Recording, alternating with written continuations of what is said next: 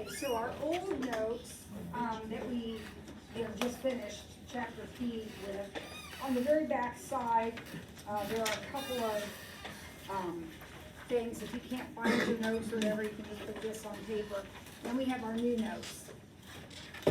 But these ones on the back side here refer to page 81 of your textbook, which I ran off and gave to you.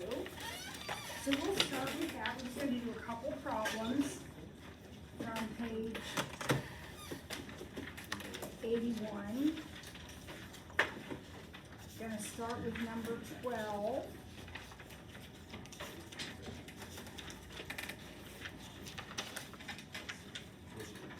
And then we're going to do number 20, and then that's it on that page. That's all we're going to do. Okay? So, chapter 1, we're actually like starting, the real deal here now. And it is, introduces the concept of mathematical modeling. That's just a fancy way of saying writing equations, drawing pictures, building tables. That's all. So when somebody talks about a mathematical model, we're not going to be alarmed by that. You've been doing it your whole life. You've been writing equations, you've been looking at graphs. That's mathematical modeling. So the very first problem on page, actually it's on page 82, the actual problem is, according to the numerical model, what has been the trend in males joining the workforce since 1954? So look at the chart there. If you, Caius has his, he'll share with you. You all got this, guys. I don't know what you did with it. But look on page 82 of the textbook, problem number 12. So we see our chart there, which is called a numerical model. Nothing, don't worry about it, it's just a chart. What has been the trend in males joining the workforce since 1954? What's happening to the males in the workforce? Okay, well, you can go back and look at that CP bin there and get what you need. You also need to take the test, so I'll see you tomorrow morning. So what's been the trend since 1954? The men are decreasing, right? Yep. Anybody have any idea why that is? Why is the percentage of men in the workforce going down? Anybody have a thought on that? Well, what's happening to the women? Okay, any thought on that?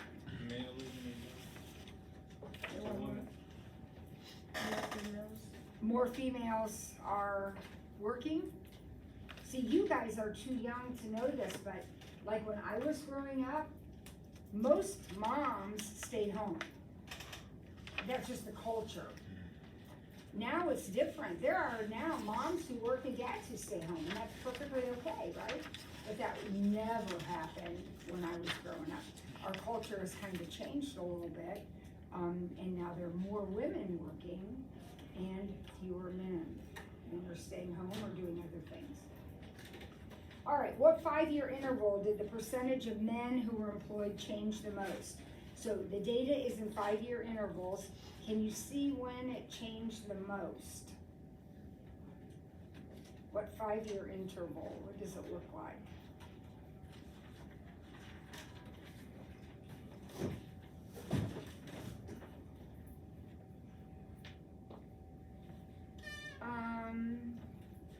Maybe, oh, you know what, I still have some up here because I haven't given them the G period yet. Here, come up and get them, guys. Maybe, I thought 79 to 84, does that look like it was a big drop? Does anybody see one that's any bigger than that?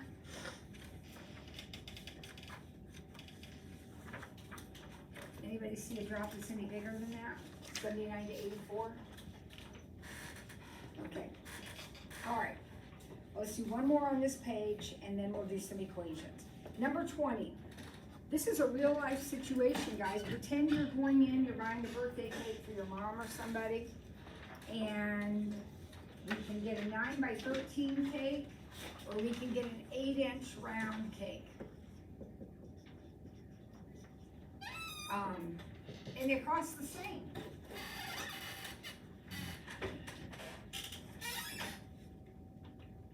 Which option gives you the most cake for your money? How would we tell that? How would we figure that out? Pretend this is you.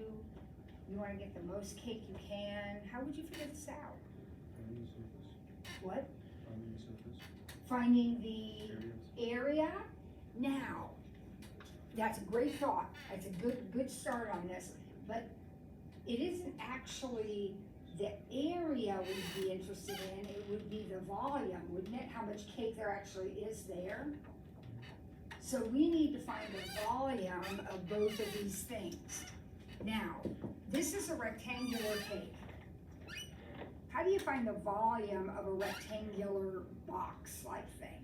What's the formula for the volume? Length times width times height. Now, they gave me the length and the width. What did they tell me about the height of this cake? Read the question. What'd they tell me?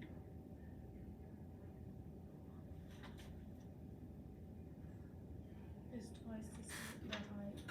Well, no. So the round one, this is a layer cake. So doesn't it make sense that this one is twice as tall as this one? Okay, so did they actually give me the height of either one? No, they just said this one is 2 times this one. So I'm just gonna say the height of this one is 1. That means the height of this one is going to be 2, right? Now, you can make this 2 and 4, you can do whatever you want. Your job is not to find the exact volume, but to find out which one has a bigger volume. So I don't know how thick these 2 cakes are. I'm just gonna say, okay, this one is 1 inch, and then this one would be 2 inches tall. All right, and the length is 9 and 13. Okay, so what's 9 times 13 times 1? What is that? 117, I'll say cubic inches. So when I walk into the store, if this is the cake I buy, this is how much I'm gonna get. All right, now we got a round cake and I want its volume. Now think about that for a second. I don't really have a shape here. I have a round, what shape is that? It's not a box, it's a cylinder. What's the volume formula for a cylinder? Anybody know? Pi r squared h. Now, when that said 8-inch round, what was that 8? That was the diameter. So what is the radius? 4. So the radius squared would be 16. And we said this height was 2 because it was double this one. So now I'll type that in on my calculator. Basically 32 pi.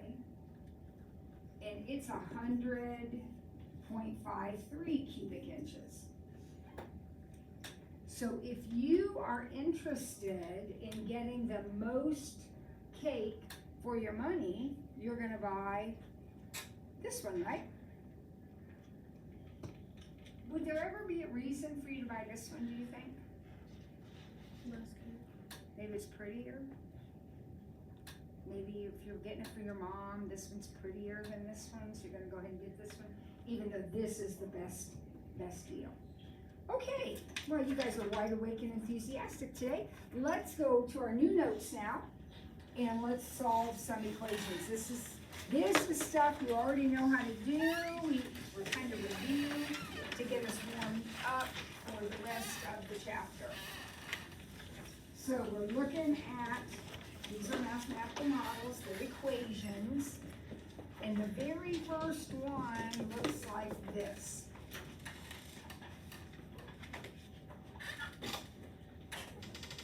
Ready? How in the world are we going to solve this?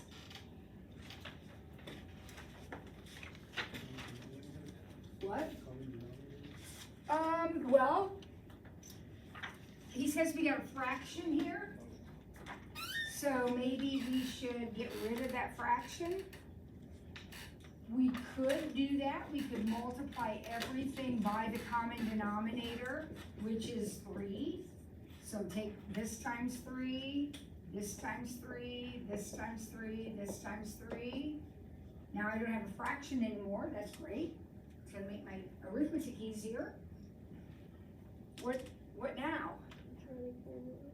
What'd you say? Quadratic formula. Quadratic formula. Oh my gosh, is that a quadratic equation? Yes, it is. So we can use the quadratic formula. Here we go. Negative b.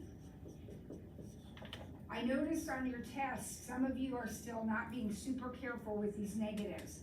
If it helps you, write down what these things are so that when you do negative b, in this case, it actually turns out positive.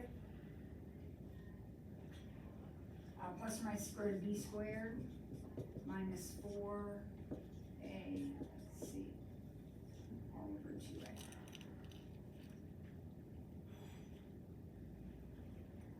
Now, I like Gio's suggestion to get rid of that fraction. Could we have left it alone and had c be negative 1/3? That would have been okay, but then we would have had that in here, right? So it's probably best to do what he said. All right, so 12 plus or minus the square root of, let's see, that's gonna become plus 12, 156.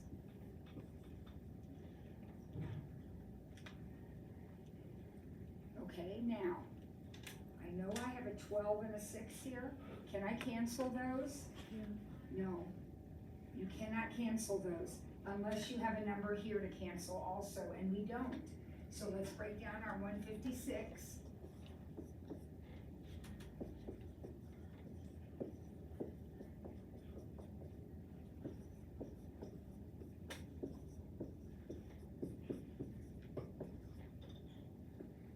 I think I got it all broken down right, correctly, I mean. So, what's that radical look like? 12 plus or minus what? 2 square root 39. Now, some of you didn't do this right on your test, so let's look at it carefully and ask if we have a question. When you start breaking down, you don't have to do 2. You can start however you want. I did 2 times 78, broke my 78 down, broke my 39 down, and now I'm done. Whatever I bring out, I have to have 2 of. So I have 2 2's, there it is. And then whatever I don't have 2 of stays inside. There's my 39. Now, can I reduce or cancel? Yes. I can take a 2 out of everything. So that's going to leave me with a 6 here, a 1 here, and a 3 here. So my final answer is 6 plus or minus the square root of 39 over 3.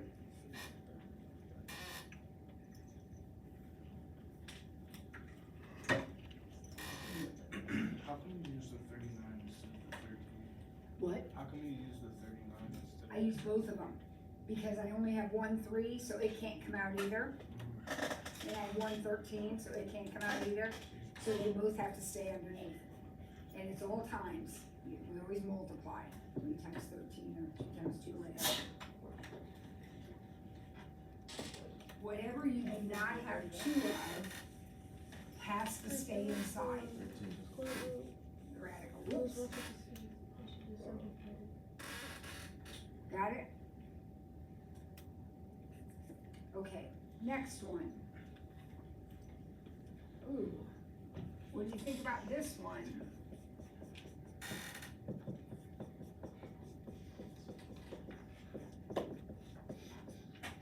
What do we think about that? Yeah, it looks a whole lot worse than it is. We just need to get it cleaned up. So, Gio said, I think you said multiply these, so we'll just FOIL that out.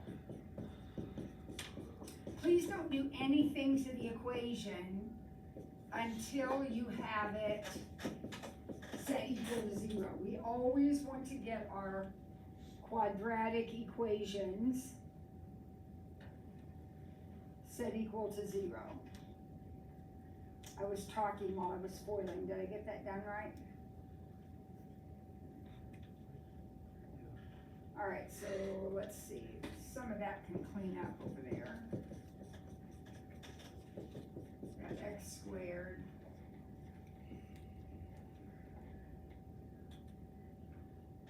What is that? Plus 4x minus 2.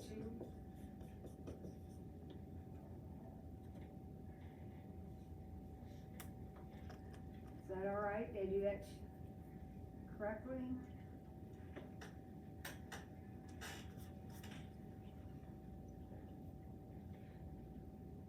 Ayrton?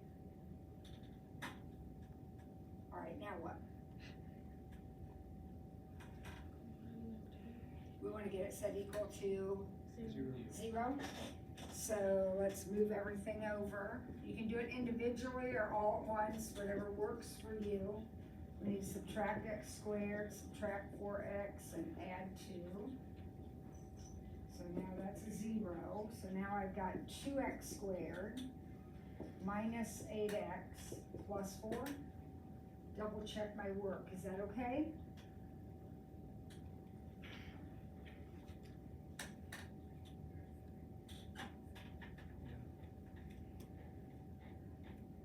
Now what?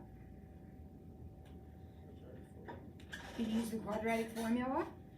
Divide. You could divide everything by 2 if you wanted to. This is not necessary, but it will give you a little bit smaller numbers. X squared minus 4x plus 2. It will not impact your answer one bit. So if that confuses you, or if you think, I would never remember to do that, don't worry about it. You don't have to. You can use the quadratic formula right here. But if we divide by 2, then our numbers are a little smaller. So x equals negative b plus or minus the square root of b squared minus 4ac all over 2a. Now, if you are using the original equation back here, yours looks a little different than mine, obviously. I'm using these numbers, but we will get the same answer. Okay. All right, so this one's a little smaller. What's under there? Square root of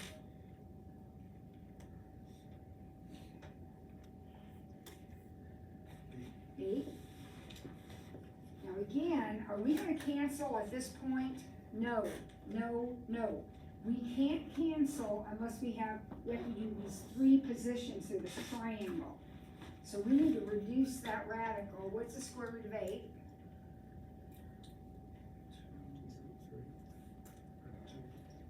2. Square root of 8? 2. I thought you might have that one memorized since we use it a lot. 2 radical 2. Because there's 2 2's and a leftover 2. Now can we cancel? Yep. So it looks like our final answer is 2 plus or minus the square root of 2. Now, if you put 1's in there anywhere, it doesn't matter. The 1's are fine. You don't need them, but if you put them in, they're okay. They're okay.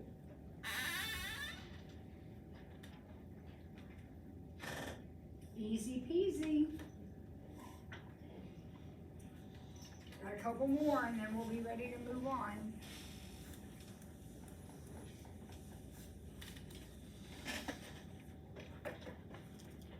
Okay, who's got a plan for this one?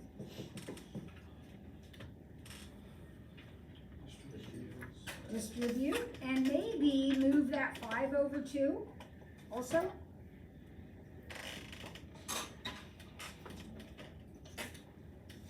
So let's distribute and move the 5 over, get it set equal to 0. All of our quadratic equations need to be set equal to 0. Did we notice anything about this one? Could we do what we've been doing? Absolutely. Do you notice anything about this one though? think it factors. So if you notice that, and you can factor,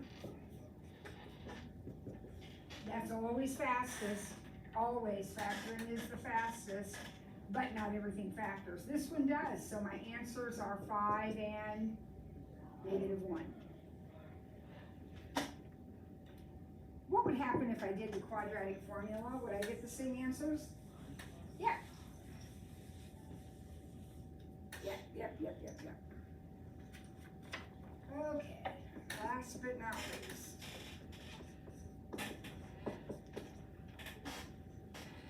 Ayrton, what do you think about this one?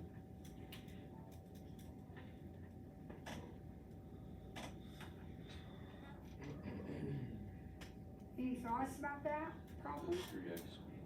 Move the 3x squared to the other side. I think that's a great plan. So added this over to the other side. Now what do you think, Ayrton? Move the 10. We can move the 10. So subtract 10.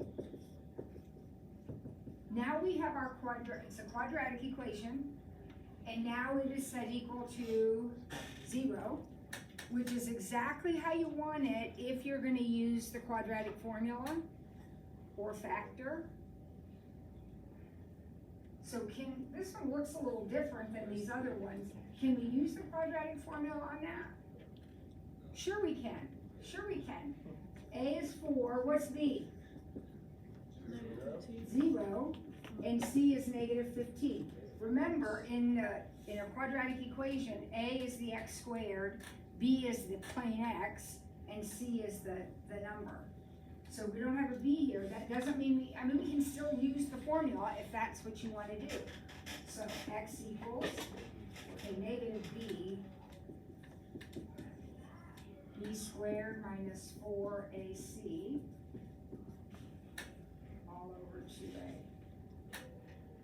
Well, that's gone. I don't need to worry about that. So I have plus or minus the square root of,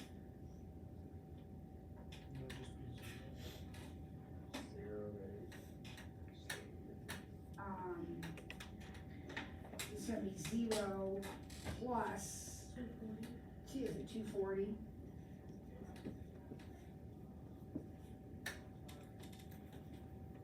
Do not cancel the 8 and the 240, guys. You can't cancel under a radical. You gotta move the numbers out.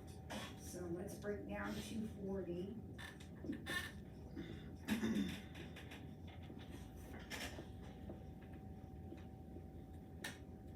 Goodness gracious, it breaks down a lot.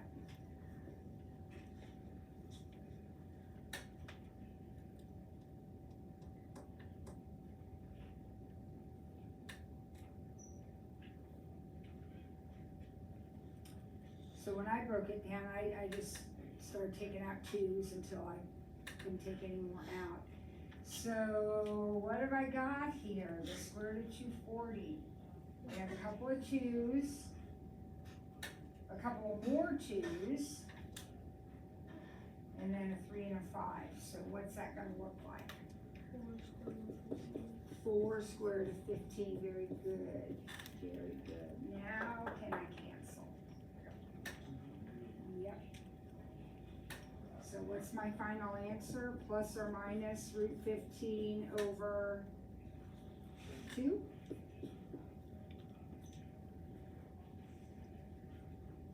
Now, I don't know if anybody noticed this or not, because, well, that's fine. Totally fine, accurate, no issues. But back here,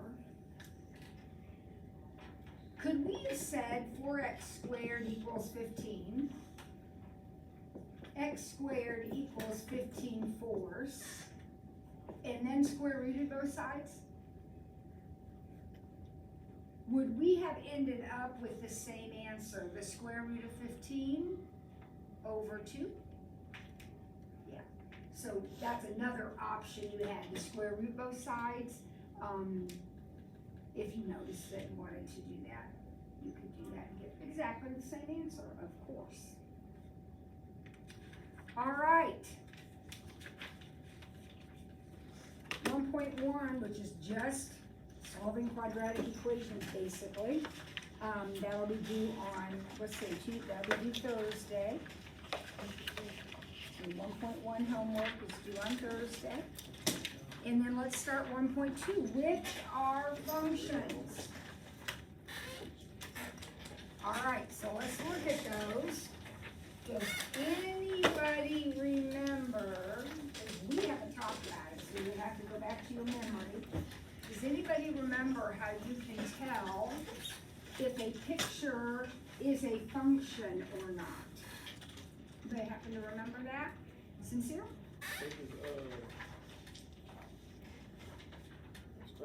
Yeah. Touch it twice or something? The vertical line test, we call it the vertical line test. And what's the rule, Sincere? You draw that vertical line and what happens? I don't think you go through it twice. You can't go through it more than once, that's right. You cannot go through it more than once. So, if you look at that first picture, which is an absolute value, by the way, we're gonna learn that soon. This is an absolute value picture. Is it a function? Think about what Sincere said.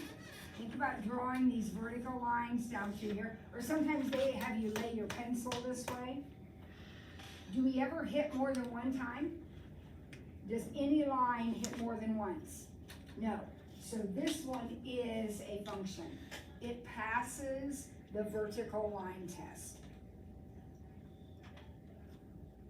Do any of the rest of these pass the vertical line test? So A is a function. Are any of the rest of them functions? C is a function.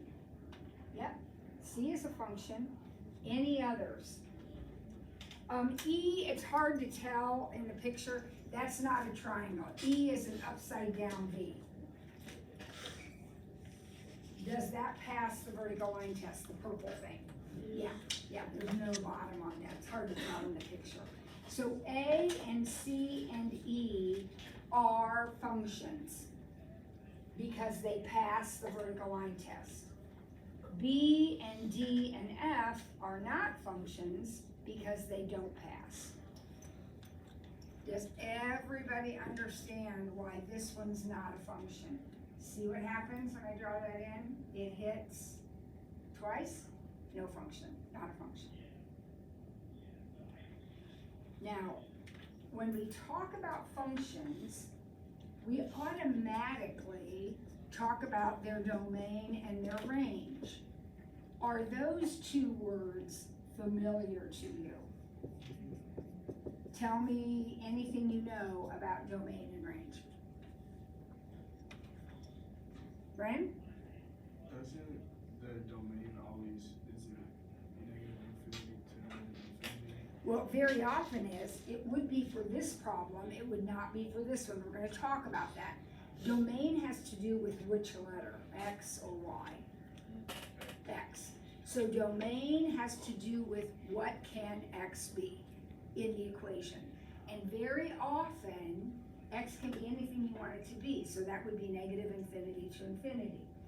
This one does have a domain of negative infinity to positive infinity. Now, I told Brennan this one does not. So we need to talk about the rules for domain. Okay, they're real simple. Really simple. When you look at your function, and I just kind of jumped into this. Do you remember the f of x notation? F of x. If you're uncomfortable with it, that is called function notation. By the way, it doesn't have to be an F. It can be any letter. If you're uncomfortable with that, just like we did with our projectile motion, you can think of that as y, if you want. With domain, there are two rules. Only two. It's really easy. You cannot, well no, let me say this way. The denominator of a fraction, if you have a fraction, the denominator cannot equal 0. In no fraction ever can the denominator be 0. So that's the first rule. Second rule is, whatever is under the radical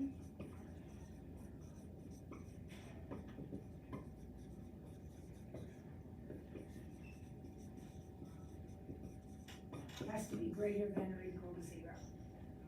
So if you have a problem with a radical sign in it, whatever's underneath it, we call that the radicand, whatever's underneath it has to be greater than or equal to 0. Now, let's look at our first problem. Does this first problem have a denominator? No. Does it have a radical? No.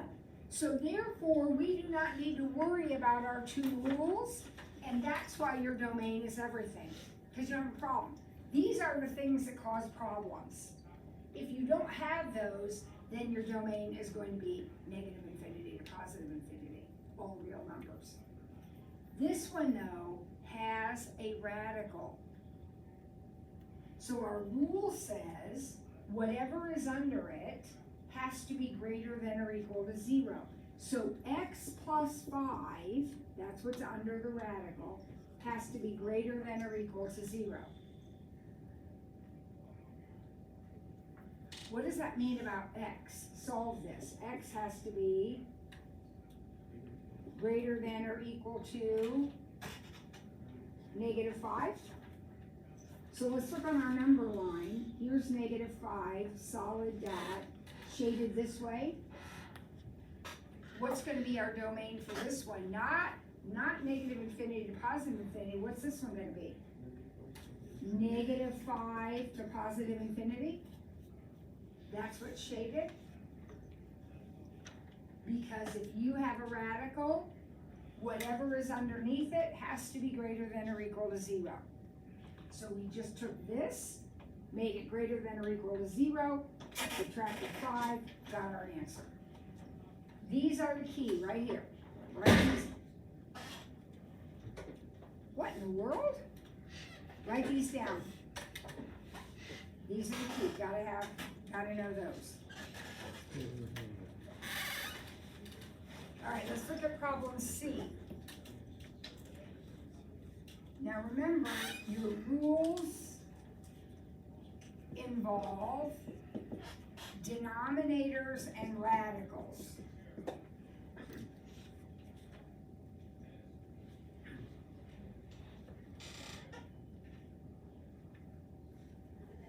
Okay, does this problem have a radical? Nope, so I don't need to worry about that, but it does have a denominator. So what's our rule about denominators? The denominator cannot be 0. So x plus 5 cannot be 0. Whatever is in the denominator cannot be 0. Which means x cannot be negative 5. And I'm just going to let you write it that way. As an interval, that's a mess, so I don't want to mess with it. So you can just say x can't be negative 5. X can be anything in the world except negative 5. This is your domain. The question says, what's the domain? The domain is everything except negative 5.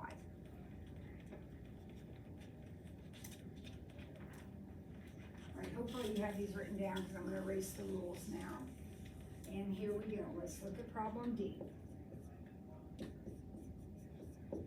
You are finding the domain.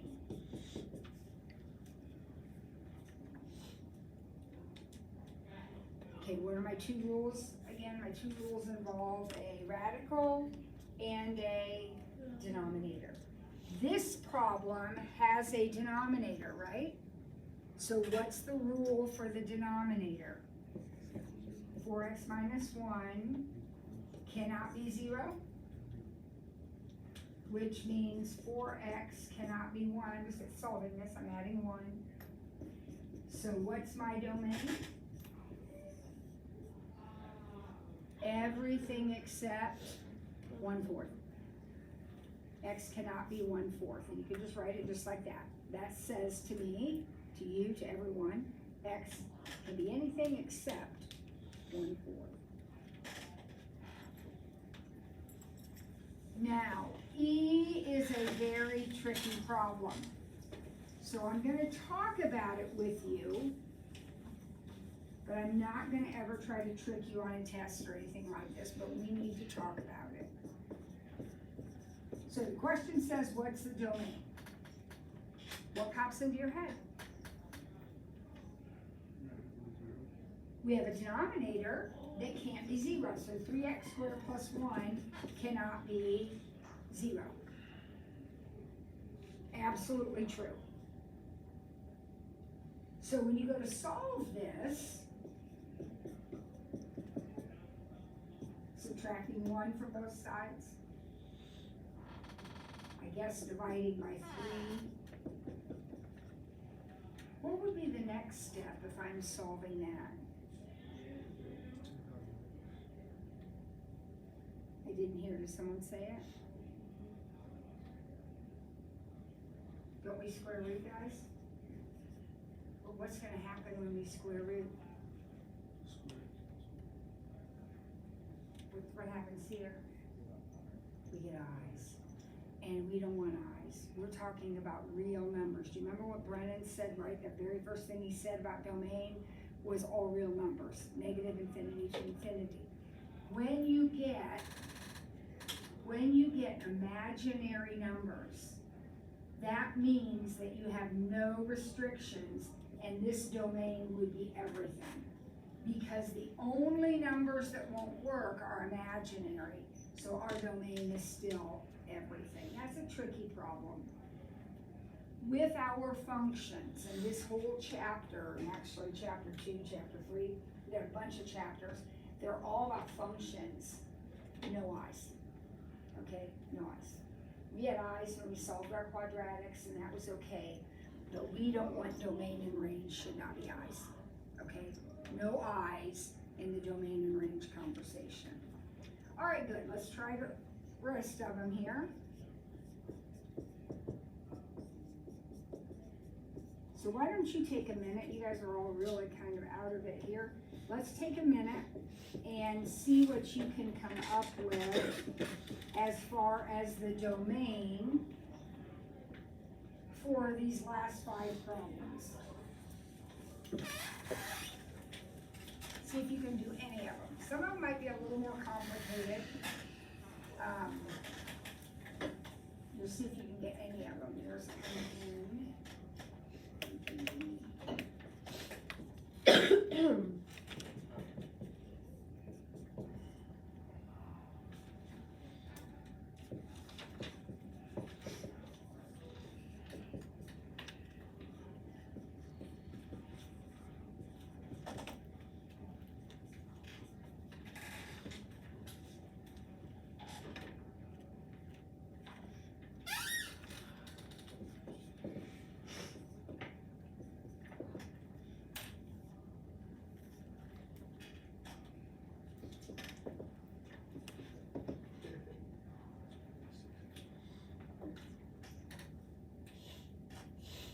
anybody have a thought about any of them?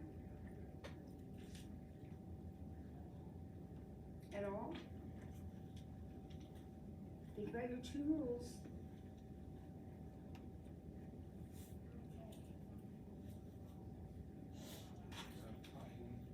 What'd you say? X can be 3. Okay, you're close, you're close. I know exactly what you did. You looked at this problem and said, hey, it has a denominator. Whatever is in the denominator cannot be 0.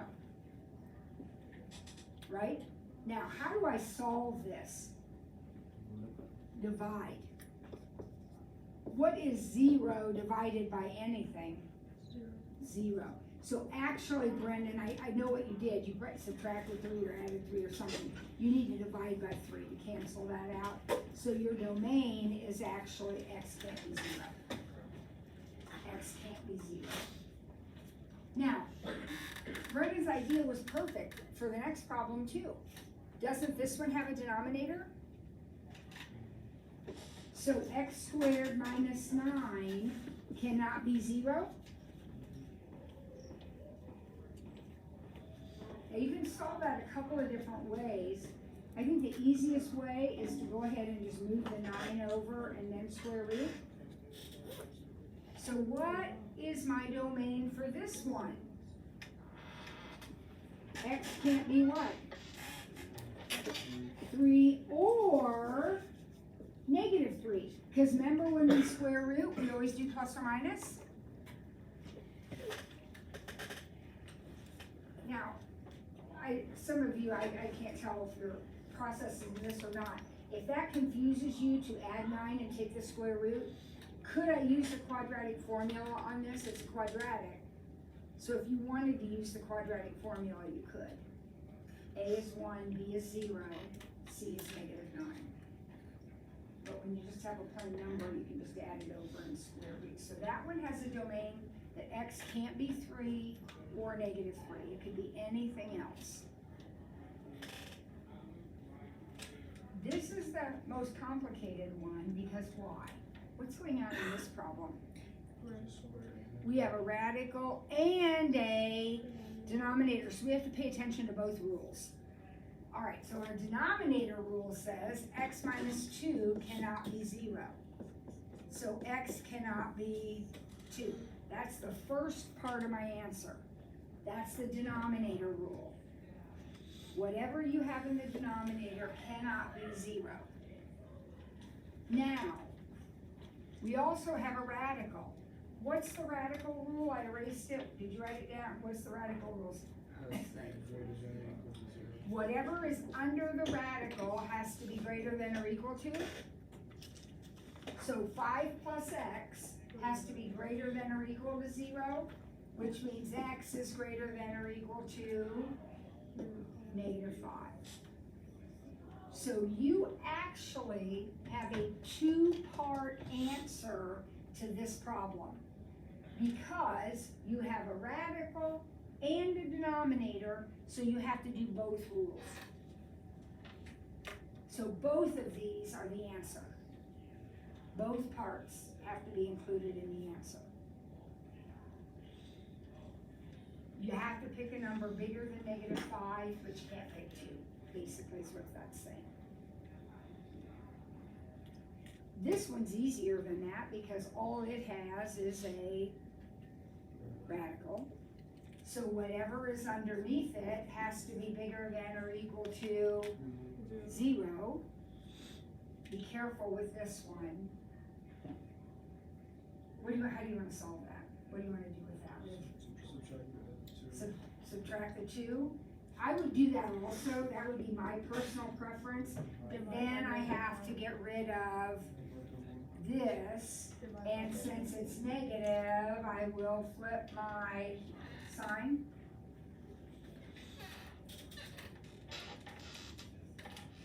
Some of you may have just added x over. Is that the same thing? Is that the same as this? Are those matches? Yeah.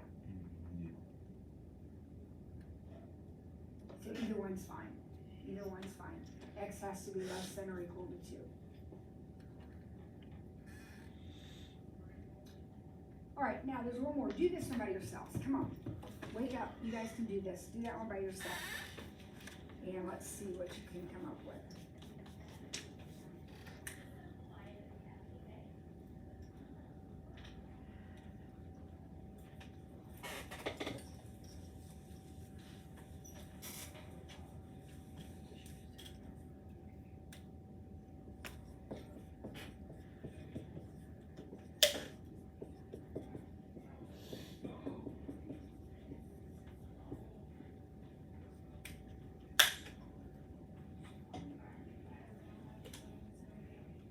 This is what I got. So when you're done, look up here and see if that matches what you got.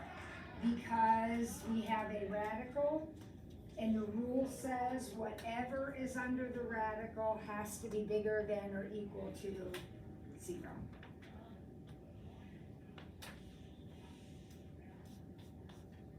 Okay, we're getting ready to switch gears a little bit, so let's just recap, make sure everybody's got this. Where domain is concerned, when the question says find the domain, there are 2 things you look for: a radical and a fraction.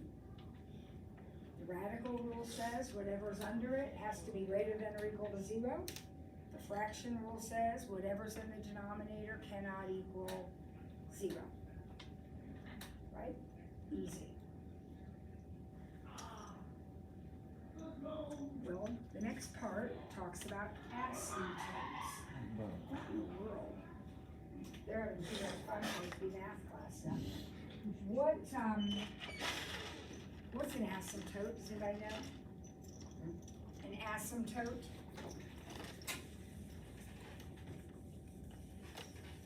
Anybody know what that is?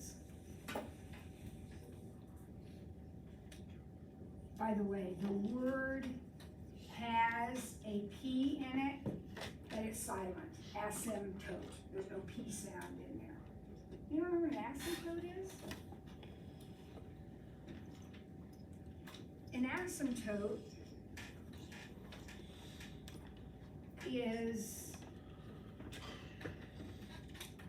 well, for our purposes, it's a line. They don't have to be lines, they actually can be other shapes too.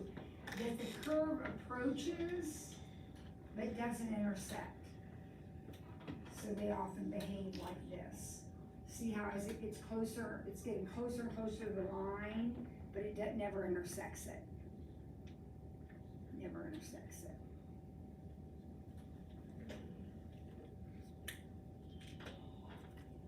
So we're gonna find them.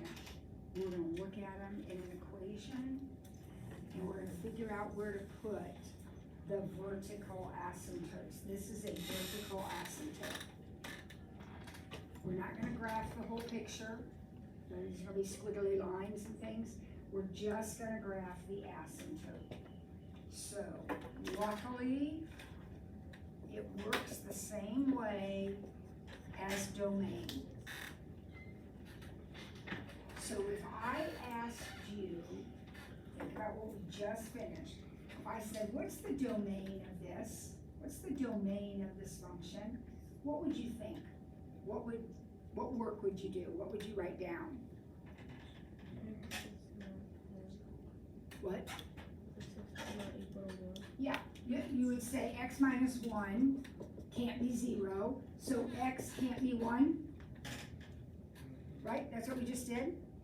Here's the good news. Whatever you said x can't be, that's where the vertical asymptote is. So the vertical asymptote goes through x equals 1. This is where x is 1. And the vertical asymptote happens at the place that you said x can't be. Because remember, a vertical asymptote, we approach it, but we don't touch it. So x can't be 1, so whatever this picture looks like, I'm gonna get closer to it, but I'm never gonna touch it, because x can't be that number. So if you can find domain using our two rules, you can find your asymptote, because it's the same thing.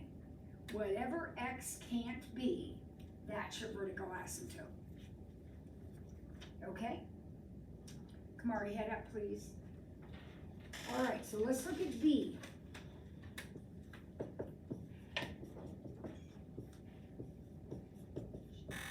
Let's look at B. Where do you think the vertical asymptote, and that's all you're doing. You're not graphing anything but the vertical asymptote. You're just putting a picture, a little line in there. Where do you think it is for this one? Where is the vertical asymptote going to be?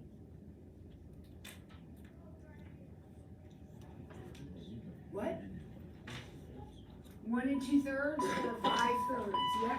So 3x can't be 5, x can't be 5/3.